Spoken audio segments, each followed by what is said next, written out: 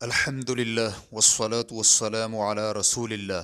نماز میں رفع الیدین کے بارے میں احناف کا موقف سوال کیا گیا ہے۔ احناف کہتے ہیں کہ نبی علیہ الصلاۃ والسلام ابتدائی زندگی میں باقاعدگی سے رفع الیدین کیا کرتے تھے، لیکن اپنی زندگی کے آخری ایام میں آپ نے رفع الیدین ترک کر دیا تھا۔ تو کیا نبی علیہ الصلاۃ والسلام کے آخری عمل ہونے کی وجہ سے ترک رفع الیدین پر عمل کرنا زیادہ اجر کا باعث ہوگا؟ اور کیا ان کا یہ دعویٰ درست ہے یا نہیں؟ اور کیا خلفائے راشدین سے رفع الیدین ثابت ہے؟ الجواب بعون اللہ سبحانہ و تعالی۔ احناف کا یہ موقف ہے کہ صرف تکبیر تحریمہ کے وقت ہی رفع الیدین کرنا نماز کی سنن میں سے ہے، جبکہ تکبیر تحریمہ کے علاوہ تمام تکبیرات میں رفع الیدین کو شرعی عمل قرار نہیں دیتے۔ چنانچہ المبسوط از سرخسی جلد نمبر 1 صفحہ نمبر 23 میں ہے، نماز میں تکبیر تحریمہ کے علاوہ کسی بھی تکبیر پر رفع الیدین نہ کرے۔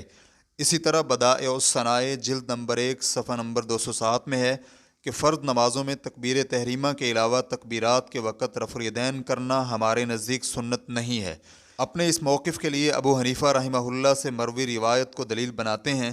وہ کہتے ہیں کہ مجھے حماد نے ابراہیم نخعی سے، انہوں نے علقمہ سے اور انہوں نے عبداللہ ابن مسعود رضی اللہ عنہ سے روایت کی کہ نبی علیہ الصلاۃ والسلام تکبیر تحریمہ کے وقت رفع الیدین کرتے اور پھر دوبارہ ہاتھ نہ اٹھاتے۔ ریفرنس کے لیے دیکھیے المبسوط از سرخسی جلد نمبر 1 صفحہ نمبر 24۔ جبکہ تکبیر تحریمہ کے علاوہ دیگر تکبیرات کے ساتھ رفع الیدین سے متعلق مجموعہ احادیث کو احناف منسوخ سمجھتے ہیں اور یہ کہتے ہیں کہ نبی علیہ الصلاۃ والسلام نے رفع الیدین آخری عمر میں ترک کر دیا تھا، شروع میں آپ رفع الیدین کیا کرتے تھے۔ چنانچہ بدائع الصنائع جلد نمبر 1 صفحہ نمبر 208 میں ہے، یہ بیان کیا گیا ہے کہ آپ ابتدا میں رفع الیدین کرتے تھے، پھر آپ نے رفع الیدین ترک کر دیا۔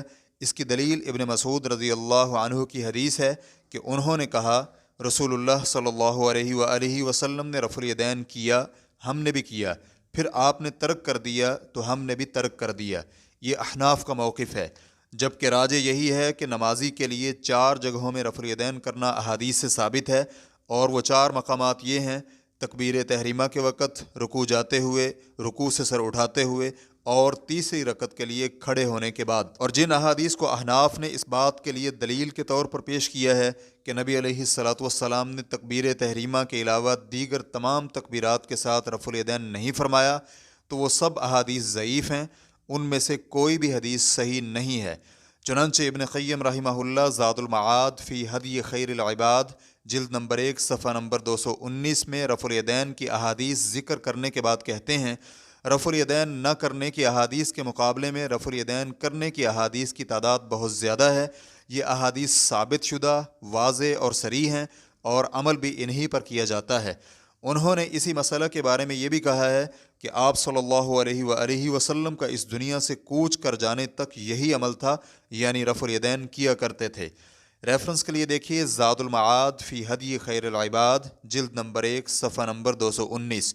اور خلفائے راشدین کے متعلق کسی ایک خلیفہ راشد سے یہ ثابت نہیں ہے کہ انہوں نے رفع الیدین نہ کیا ہو، بلکہ ان سے رفع الیدین کرنا ثابت ہے، حتیٰ کہ امام بخاری رحمہ اللہ کہتے ہیں کسی بھی صحابی سے رفع الیدین نہ کرنا ثابت نہیں ہے۔ واللہ تعالی اعلم۔